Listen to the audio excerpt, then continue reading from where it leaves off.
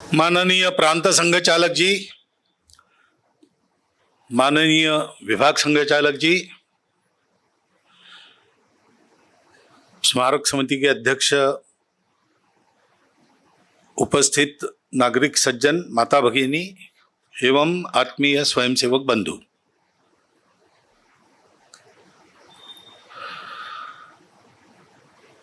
अपना कार्यालय बना ये हम सबके लिए आनंद का विषय है।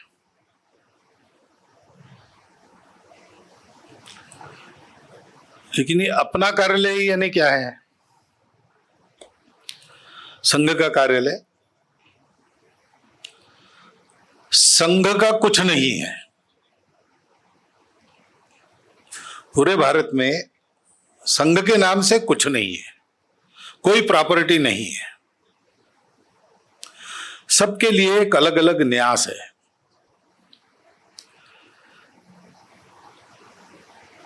संघ के नाम पर कुछ नहीं है। संघ का जो कार्यालय है नागपुर में, प्रधान कार्यालय कहते हैं, डॉक्टर हेडगेवार भवन, वो भी संघ के नाम से नहीं है। जो सरसंघ चालक होता है उसके नाम पर वो आ जाता है, बदलते रहता है। तो इसका मतलब अपना शब्द में मालकियत का भाव नहीं है। मेरी प्रॉपर्टी है, हमारी प्रॉपर्टी, हम चाहे जैसे, ऐसा नहीं है वो। तो ये एक आत्मीयता के कारण हमसे जुड़ा है, इसलिए वो अपना है। कार्यालय बने इसलिए कितने लोगों ने परिश्रम किया, कितने लोगों ने धन दिया, वो बन गया है तो कितने लोगों के मन में उत्साह का संचार हुआ, आनंद का संचार हुआ। ये सब क्यों हुआ? ये इसलिए हुआ कि अपनेपन की भावना है। हमारा अपना संघ है और संघ के हम स्वयंसेवकों ने उस अपनेपन के चलते कुछ पुरुषार्थ किया, जिसके कारण ये कार्यालय खड़ा हो गया। और हम ये भी जानते हैं कि इसमें सबका हाथ लगा है। तो ये अपनापन केवल संघ तक मर्यादित नहीं है। संघ तो पूरे समाज को अपना मानता है। संघ के श्रेष्ठ कार्यकर्ता कह चुके हैं और कहते रहते हैं कि ये अपना संघ एक दिन बढ़ते बढ़ते समाज रूप हो जाएगा, इतना बड़ा हो जाएगा कि समाज के लोग संघ के हैं और संघ के सब लोग समाज के लिए ही है। तो संघ ये नाम भी हट जाएगा, हिंदू समाज ही संघ बन जाएगा। हमको पूरे समाज का संगठन करना है, समाज में अपना अलग संगठन नहीं खड़ा करना है। ऐसा हम सुनते हैं। तो इसलिए ये अपना है यानी हिंदू समाज का एक केंद्र बन गया है।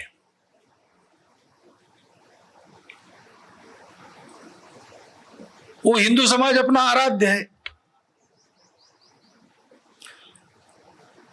और इसलिए ये खड़ा करते समय उसने ही सहायता की, इसलिए खड़ा हो गया। तो अब उसी के नाम ये लोकार्पण हो रहा है। विश्वस्त के नाते टेक्निकली इसका जो ट्रस्ट बना है उसके लोग, और वास्तव में सभी संघ के स्वयंसेवक इसकी चिंता करेंगे। लेकिन ये है किसका? जिसने दिया उसी को वापस दिया। त्वदीय वस्तु गोविंदम तुभ्यमेव समर्पितम। गंगा आरती होती है, हर की पौड़ी पर गंगा की पूजा करते हैं। अपने आप पूजा में पानी चाहिए तो पानी कहाँ का? गंगा का ही पानी लेते हैं, वहीं से लोटा उठाकर उसी से गंगा को अर्घ्य देते, गंगा की पूजा करते। गंगा जले गंगा पूजा, ऐसा यह प्रसंग है। और इसलिए हमको ध्यान में रहना चाहिए कि कार्यालय बन गया तो कार्यालय ये जो शब्द है उसका सही प्रकार से तोड़कर विचार करना।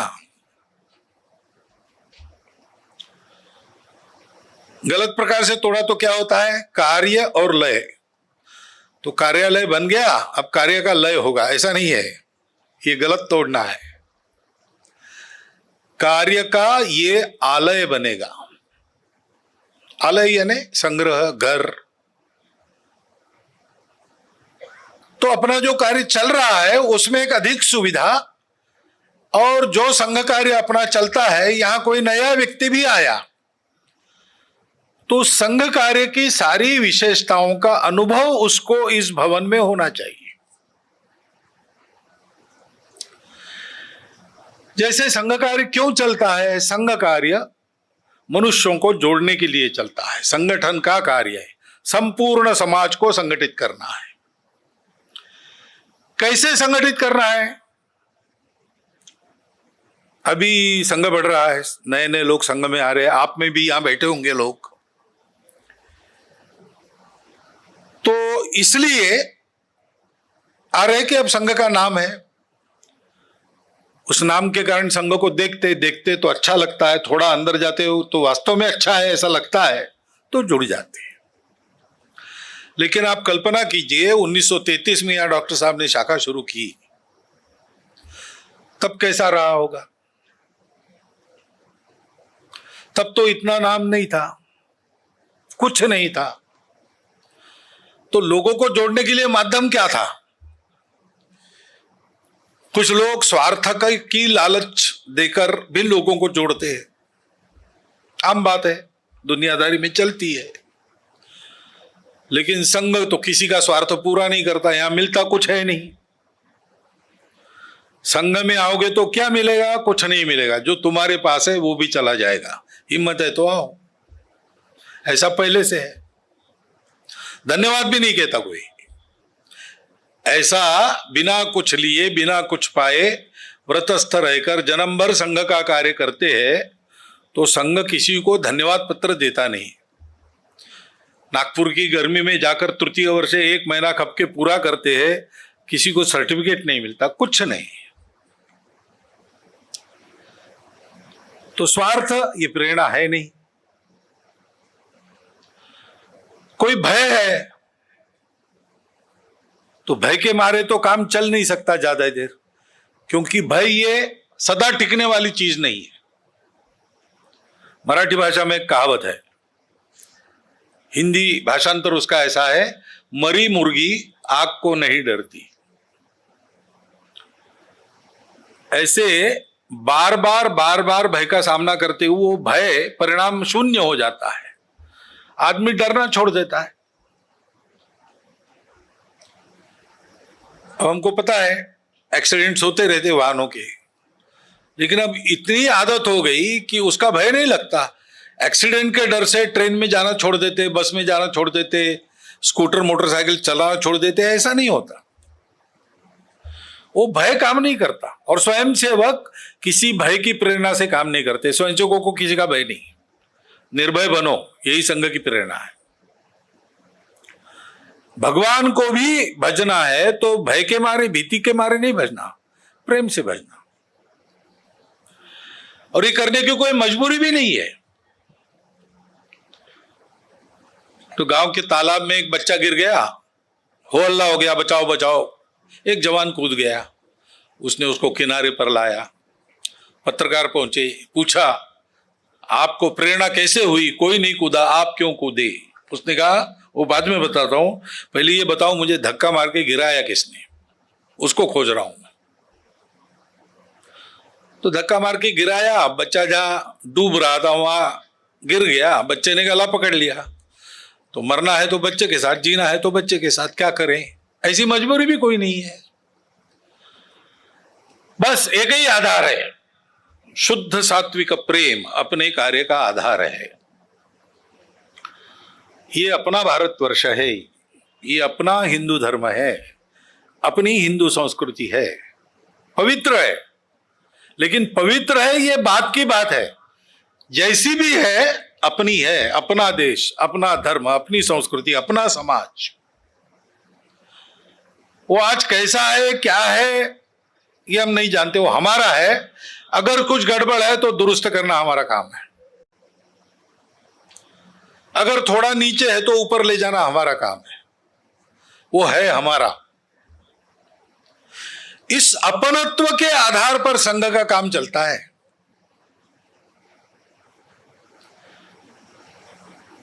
उस अपनत्व का अनुभव कार्यालय में आने वाले प्रत्येक व्यक्ति को होना चाहिए। तो कार्यालय है तो नियम रहेंगे, अनुशासन रहेगा। कब आना, कैसे आना, कार्यालय में आने वाला व्यक्ति चाहे जब रात को 1:30 बजे 2 बजे घूमता फिर का, ऐसा नहीं होता है। आया, सुबह आ गया, अपना काम करने चला गया, तो रात को इतने बजे के पहले आ जाओ भाई, अनुशासन रहता है। आए हो तो परिचय पत्र ले आओ अपने घर से नहीं, अपने स्थान से संघ के अधिकारी का परिचय पत्र चाहिए। ये अनुशासन है। लेकिन उसको लागू करते समय वो लोगों को चुभे, वो बंधन प्रतीत हो, ऐसा नहीं होता है, ऐसा व्यवहार नहीं होता है। रात को 1:30 बजे दूर से लोग आए, 7 लोग थे, जग आया, कार्यालय प्रमुख जग गए, देखा क्या है भाई, नहीं हम संघ के स्वयंसेवक है, यहां से गाड़ी बदलनी थी, गाड़ी हमारी चूक गई, अब रहने का स्थान नहीं, कल रात को फिर से गाड़ी है, तब तक यहां रहना पड़ेगा। तो नियम है, तो नियम का पहला प्रश्न क्या है, आप स्वयंसेवक है तो परिचय पत्र लाओ।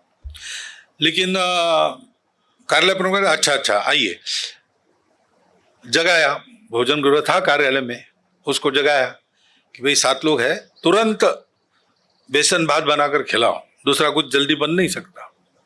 उनको कहा हाथ पैर धो लो, सामान वहां रखो और भोजन के लिए आओ। आ गए, भोजन वगैरह हो गया। भोजन के बाद फिर पूछा कहाँ से आए, क्यों जा रहे थे, कौन सी गाड़ी पकड़नी थी, कैसा हुआ, क्या हुआ, सब हो गया। फिर कहा कि आप जल्दी सो जाइए, क्योंकि सुबह अपने यहाँ 5 बजे जागरण होता है और 5:30 बजे सब लोग इकट्ठा आते हैं, तब आप आ जाओ तो आपका परिचय भी हो जाएगा, उसके बाद चाय होती है। तो वहां उनको उपस्थित रखा, उन्होंने चाय वाय पी, सब हो गया। फिर दिन भर वो रहेंगे तो क्या क्या करेंगे, कहीं जाने वाले हैं क्या वगैरह, सारा हो गया। और फिर जाते समय उसने कहा कि इस बार तो आप बिना परिचय पत्र के आ गए, लेकिन अपना नियम है परिचय पत्र लाना चाहिए। इस बीच उसने फोन करके पूछ लिया था स्वयंसेवक है कि नहीं है, एक स्वयंसेवक था, उसी के चलते सब लोग कार्यालय आ गए। तो स्वयंसेवक को उन्होंने कहा कि आपको परिचय पत्र लाना चाहिए ऐसे समय में। तो बाद में वो गए, अपने स्थान पर वापस गए, तो उन्होंने बताया कि देखो भाई, वो नियम तो उन्होंने बताया, लेकिन हमारी आवभगत भी की, हमको ऐसे नहीं लगने दिया कि हम कहां आके पड़े। अब ये व्यवहार रहता है। आत्मीयता कैसे अनुभव होती है? आत्मीयता अपने देखने में अनुभव होती है, अपने बात करने में अनुभव होती है। कार्यालय की व्यवस्था है, उसका अनुशासन है, उसका पालन तो होना पड़ेगा, लेकिन उसको लागू करते समय लोगों को उस आत्मीयता का अनुभव होना पड़ेगा। संघ का अपना कार्य पवित्र कार्य है, ईश्वरीय कार्य है, क्योंकि सारे समाज को जोड़ना, सारे समाज को उन्नत करना, उनके गुण बढ़ाना और उनके संगठित शक्ति का उपयोग लोक कल्याण के लिए करना, इसको गीता में बताया है लोक संग्रह। और भगवान बार बार ये कहते हैं कि मैं तो हूं भगवान, परंतु मैं सामान्य लोगों जैसा इसलिए रहता हूं क्योंकि लोग बड़ों का अनुकरण करते हैं।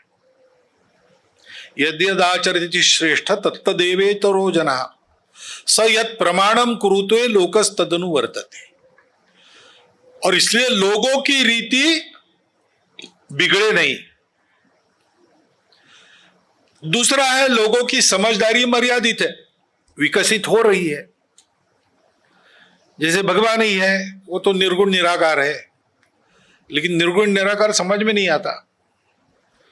तो पहले पहले भगवान की मूर्ति चाहिए। मूर्ति की पूजा करते करते उसको ध्यान में आता है मूर्ति की पूजा नहीं है, मूर्ति में जो भगवान है उसकी पूजा है। वो भगवान कहाँ है, कैसे आगे बढ़ता है। लेकिन ये मुझे सब पता है, लेकिन लोगों की रीति ना बगड़े, जिस रास्ते पर वो चले हैं उस रास्ते पर वो आगे बढ़ते जाए। इसलिए मैं एकदम अद्वैत वेदांत बता के उनका बुद्धिभेद नहीं करता हूं। जो कर रहे वो अच्छा करे, सुंदर करे, सत्यम शिवम सुंदरम करे, इसी गुणवत्ता उनकी बनाता हूं। ये मुझे ऐसा क्यों करना है, क्योंकि मुझे लोक संग्रह करना है। तो संघ का कार्य लोक संग्रह का कार्य है। उस संगठित शक्ति से अच्छे काम होंगे, यानी क्या होंगे, सज्जन लोगों को आनंद होगा, सज्जन लोगों की सुरक्षा होगी, ऐसा काम होगा। जो दुर्जन है उनको धाक बैठेगी, जो दुर्जन है वो अगर अपने दुर्बुद्धि के कारण आकर सर फोड़ने के लिए सर मारने लगे तो सर फूट जाएगा। और समाज को जोड़कर चलाना, समाज को उन्नत करना, समाज को बिखरने नहीं देना, ये जो धर्म है, जो धारणा करता है समाज की, धर्म यानी वो है जिस धर्म का संरक्षण करने के लिए भगवान का अवतार होता है, वो धर्म वो है। तो उसके लिए इस शक्ति का उपयोग होगा, यानी संघ कार्य ईश्वरीय कार्य है, पवित्र कार्य है। करेगा भगवान, निमित्त हमको बनना है, उसके योग्य निमित्त बनने के लिए शाखा चलती है अपनी। तो इतना यह पवित्र कार्य है, तो उसकी पवित्रता का अनुभव कार्यालय के वातावरण से होना चाहिए। यहां आने वाले लोगों के मन, वचन, कर्म सब कुछ ऐसे होने चाहिए। और ये कार्य आनंदमय है, क्योंकि ये मित्रता करने का काम है। लोगों को जोड़ना है, यानी क्या करना है, अपनत्व से जोड़ना है, यानी सबको अपना मित्र बनाना है। 4 सूत्र बताते हैं ना, मैत्री, करुणा, मुदिता, उपेक्षा। तो जो अच्छे लोग हैं समाज में, सब प्रकार के लोग हैं, अच्छे लोग हैं अथवा लोगों में जो अच्छाई है उसके चलते आनंद होना चाहिए, उनके प्रति मित्रभाव उत्पन्न होना चाहिए। तो मैत्री और मुदिता ऐसा है। लेकिन गड़बड़ लोग भी हैं, या सब लोग सदा सर्वदा परिपूर्ण सज्जन नहीं रहते, सब में कुछ ना कुछ कमियां रहती है, वो दिखती भी है। लेकिन उसको लेकर गुस्सा नहीं आता, करुणा आती है, क्या रे ये ऐसा कैसा हो गया, इसको हम ठीक करेंगे, हमारे संगति से हम इसके दोष को गुप्त कर देंगे, है ना। 6 लक्षण मित्रों के बताए भर्तृहरि ने। पापान निवारयति, अपने मित्र को पाप से दूर करता है, निवृत्त करता है। योजयते हिताय, वो अच्छा काम करे, वास्तविक हित का काम करे, ऐसी योजना करता है। गुह्यम च गुहति, उसके दोष है, किसमें नहीं रहते, लेकिन उन दोषों की गांव भर चर्चा नहीं करता, उन दोषों को गुप्त रखता है और अपने संगति से गुप्त कर देता है, नष्ट कर देता है, उसको दोष रहित बनाता है। गुह्यम च गुहति, गुणान प्रकटी करोति। संतों का एक लक्षण ऐसा बताया, परगुण परमाणुम पर्वती कृत्य नित्यम। दूसरे में रत्ती भर भी अच्छी बात दिखी तो पहाड़ जैसा बड़ा बना के, आपको याद आता होगा संघ में परिचय की पद्धति है, तो डॉक्टर साहब परिचय करा देते थे कार्यकर्ता का। उस समय संघ नया था, संघ के कार्यकर्ता नए थे, प्रसिद्ध केवल डॉक्टर हेडगेवार रहते थे, तो नया कार्यकर्ता कॉलेज में पढ़ने वाला, बड़े लोग तो साथ में नहीं थे, बच्चे ही थे चलाने वाले। तो नया कार्यकर्ता है, बड़े लोगों के सामने परिचय उसका कराना है, तो उसका प्रभाव स्थापित हो, इसलिए डॉक्टर साहब उसके गुणों का बड़ा वर्णन करके बताते हैं। परगुण परमाणु पर्वती कृत्य नित्य। तो मित्र भी ऐसा करते हैं, गुणान प्रगति करोति। और दूसरा अर्थ है कि व्यक्ति के सुप्त गुणों को पहचान कर उन गुणों को बढ़ाते हैं, उन गुणों का विकास हो, ऐसी योजना करते हैं, जो संघ की शाखा में गण शिक्षक करता है। आपदगतम न जहाती, संकट में मिला पड़ा तो उसको छोड़ के नहीं जाते, समय पर मदद करते। ददाति काले सन्मित्र लक्षण मिदम प्रवदंती संता, ये संतों ने लक्षण बताए। तो इसलिए कहीं बुराई दिखे तो गुस्सा घृणा से ज्यादा करुणा आनी चाहिए, और अगर हमारे बस में है तो उसको दूर करने का प्रयास होना चाहिए, और नहीं हो सकता है तो उपेक्षा करनी चाहिए व्यक्तिगत रूप से। समाज को हानि पहुंचाने वाली बुराई, उसकी उपेक्षा वगैरह नहीं करनी चाहिए, उसका बंदोबस्त करना चाहिए। यह तरीका है संघ कार्य का, मैत्री जोड़ने का। यहां आने वाले प्रत्येक व्यक्ति को हम इस प्रकार अपने मैत्रीपूर्ण व्यवहार से जोड़ते हैं कि नहीं, ये देखेंगे। क्योंकि संघ कार्यालय में गए थे तो क्या मिला, एसटी स्टैंड पर गए तो क्या मिला, एसटी मिली। रेलवे स्टेशन पे गए तो क्या मिला, रेलवे मिली। संघ कार्यालय गए तो क्या मिला, संघ मिला। ऐसा होना चाहिए ना। संघ मिला यानी क्या, संघ के स्वयंसेवक मिले, उनका आचरण देखा, उनका व्यवहार देखा, उनके विचार, उनका मन कैसा है, वो कैसे बोलते, सारी बातों से संघ जैसा है वैसा हमको ध्यान में आया।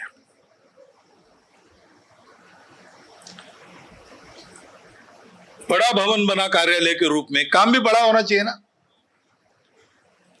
अगर 3-3.5 लाख लोग अपने यहां रहते हैं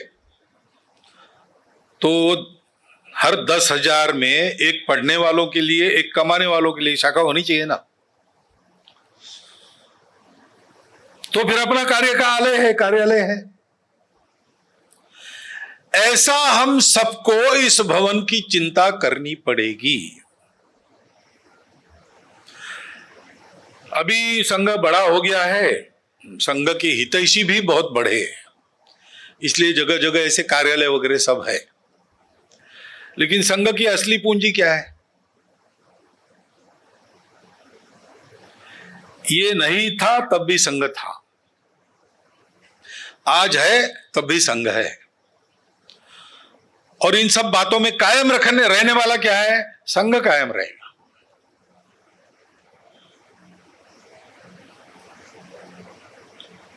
वो संघ कायम रहना चाहिए। नहीं तो कभी कभी साधन प्राप्त होने से सुविधा हो जाती है, सुविधा होने से क्षमता हो सकती है कम, अगर हमने ध्यान नहीं दिया तो। आजकल हम सबके पास मोबाइल है, बच्चों के पास भी है। तो आप एक प्रयोग करके देखो, यहां जो आयु से बड़े लोग बैठे हैं वो बचपन में अपने सिर में ही हिसाब करते थे ना। 3 रुपए की एक चीज है, 9 चीजें खरीदी, कितना? 27। क्यों? वो पहाड़ा याद किया है, वो याद है तो दिमाग में हो जाता है 3 गुना 9 27। अब आज छोटे बालक को पूछो, थोड़ा सा फर्स्ट स्टैंडर्ड से 4th स्टैंडर्ड वाला मोबाइल है उसके पास, कि 3 रुपए की चीज है, 9 चीजें खरीदी, तो वो तुरंत मोबाइल निकालेगा, उसमें देखेगा क्या हो गया। तो मोबाइल के आदत से सर में हिसाब करने की क्षमता कम हो गई कि नहीं? आप प्रयोग करके देखो, आपको पता चलेगा। या जो नित्य का अपना अनुभव है, पहले जब बिजली नहीं थी देश में तो हमारे बुजुर्ग लोग रात के अंधेरे में, उनको रात को ज्यादा अंधेरे में ज्यादा दिखता था हमसे। पुराने जो यहाँ संघ के स्वयंसेवक बैठे, उनको पता है, शिविर में गए होंगे, टेंट में शिविर था और बाहर रहता था खेत में या जंगल में, तो बिजली तो थी ही नहीं, तो लालटेन रहता था, हर टेंट के लिए एक लालटेन, उस एक लालटेन के प्रकाश में सब वो देख पाते थे। आज वही लोग हैं, लेकिन अब बिजली की आदत हो गई, रात में बिना टॉर्च लिए देख नहीं पाते।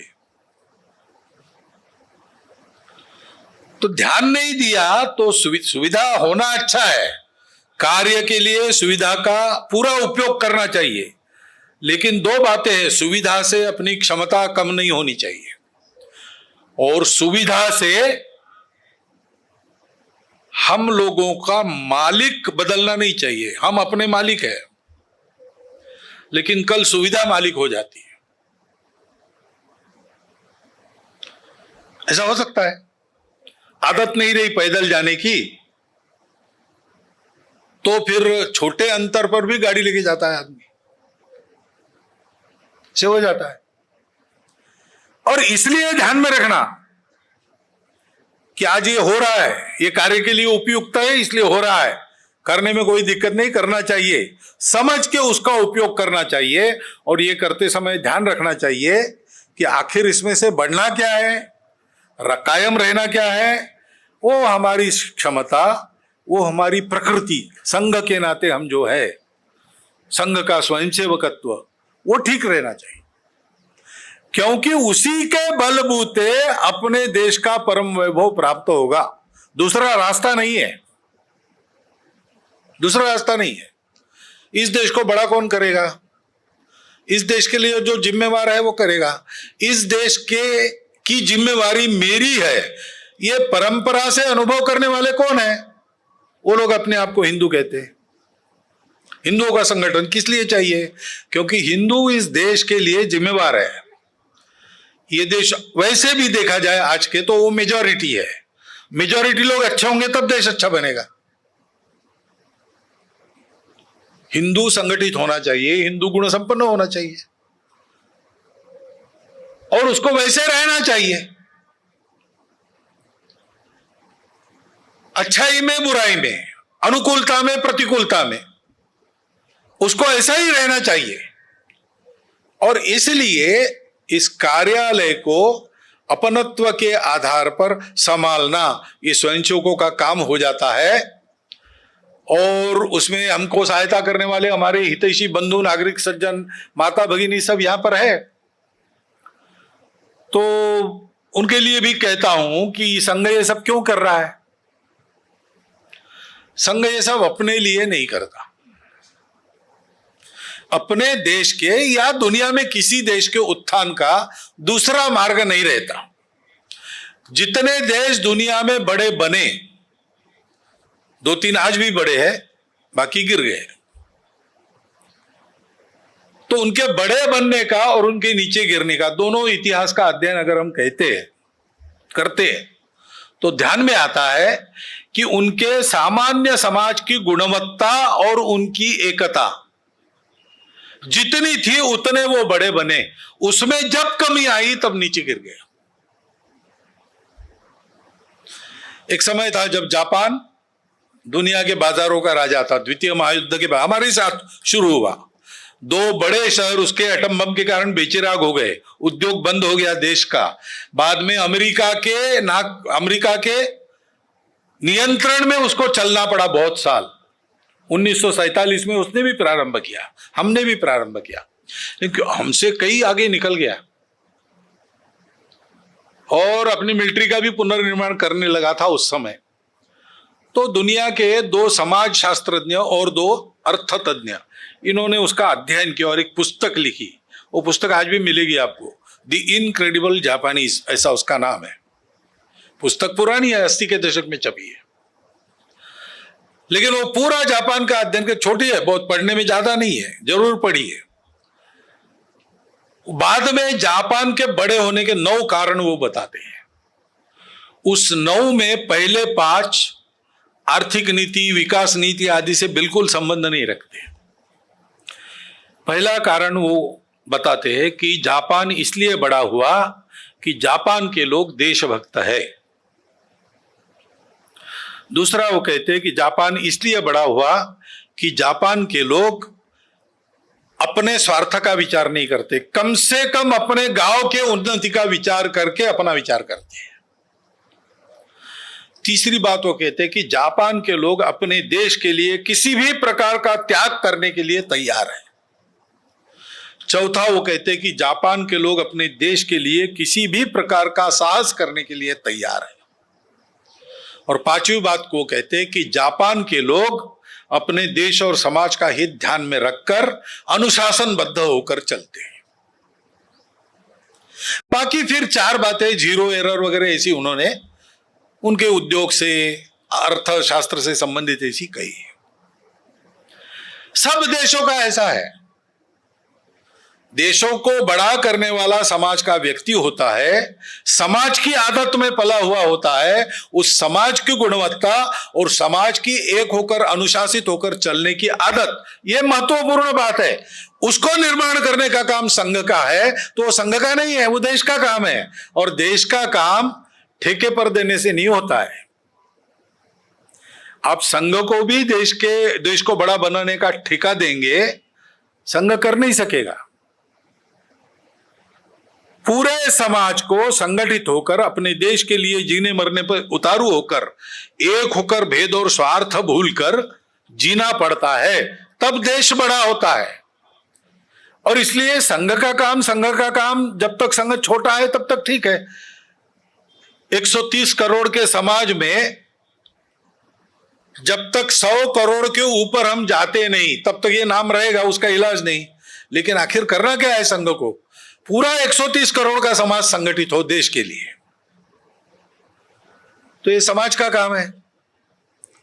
तो आपने कार्यालय का भवन, ट्रस्ट का भवन उत्पन्न करने में सहायता की, बहुत बहुत आनंद है, बहुत बहुत धन्यवाद है, बहुत बहुत कृतज्ञता है आपके लिए। लेकिन आखिर जिस काम के लिए ये करना है उसमें भी तो आना पड़ेगा। समाज हमारे भगवान है, संघ का रथ उनके सारथ्य से चलता है, ऐसा हम मानते हैं। तो अर्जुन जब कुछ नहीं कर सकेगा तब आपको भी चक्र उठाना ही पड़ेगा, वो बारी तो आएगी कभी ना कभी। तो भगवान का ठीक था, वो कुछ हिसाब से प्रतिज्ञा कर बैठे थे, हाथ में शस्त्र नहीं पकड़ेगा। लेकिन हमको ऐसा नहीं करना है ना, हमको इस कार्य में उसके गुण ग्रहण कर उसके प्रत्यक्ष सहयोगी कार्यकर्ता बनकर चलना चाहिए। तो आप भी ऐसा मानिए कि इस कार्यालय भवन के लिए आपने जो कृपा की है वो संघ के बनने की प्रक्रिया का आपका पहला कदम है, क्योंकि ये सबका काम है, सबके हित के लिए चलता है। सब इसमें लगेंगे तब पूर्ण सफल होगा। संघ के स्वयंसेवक तो अपने परिश्रम करेंगे ही, लेकिन हमको भी सबको ऐसा करना है। तो इसको ध्यान में रखें। आज बड़ा आनंद है, भवन बन गया आप सबके परिश्रम से, सहयोग से, तो उसका आनंद तो हम लेंगे ही। लेकिन बहुत आनंद करते समय थोड़ी सावधानी भी रखनी पड़ती है कि ये आनंद हम कर रहे, किस लिए कर रहे हैं? कोई एक साधन हो गया। साधन किस लिए है? कार्य के लिए है। उस कार्य के लिए हमारा आनंद है। तो आगे अपने कर्तव्य का भी थोड़ा सा स्मरण हम कर ले, इसलिए कुछ बातें मैंने विचार के लिए आपके सामने रखी है। आप उसका विचार करेंगे और जो योग्य है वो करेंगे, ये मेरे मन में विश्वास है। आपने सुन लिया, इसलिए सबको धन्यवाद देता हुआ मैं मेरा संबोधन समाप्त करता हूं।